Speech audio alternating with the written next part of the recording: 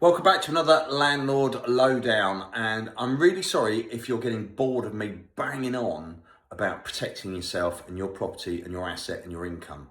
And what I mean by this is rent guarantee and legal protection insurance. So we have finally got a property back for a landlord.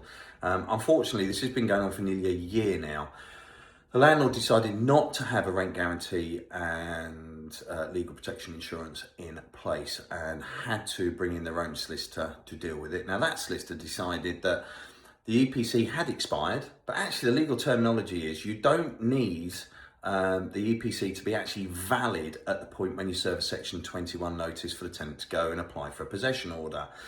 The EPC needs to be valid when you move a tenant into the property. So that's the crux of it. And unfortunately, this solicitor insisted, and this isn't the first time I've heard this across the board, where they want the job easily done for them. That's the only way I can really describe it. And they wanted the EPC done, so the initial Section 21 served was wiped out. Then they had to get the EPC done. And you imagine the hassle of trying to get access to do that one. And it's just gone on and on. Luckily, the tenants, I think, are only about 3 weeks in arrears across that whole year. So that's not bad.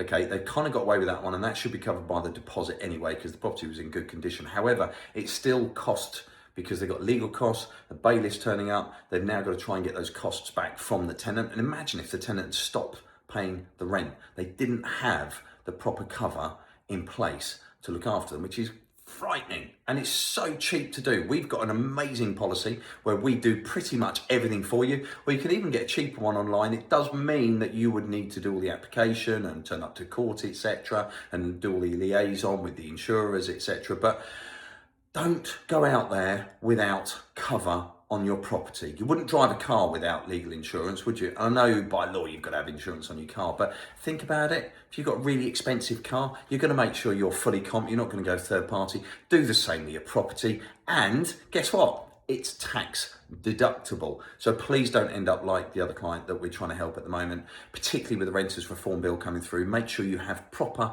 corrective cover in place. We want to make sure that every part of your asset is covered.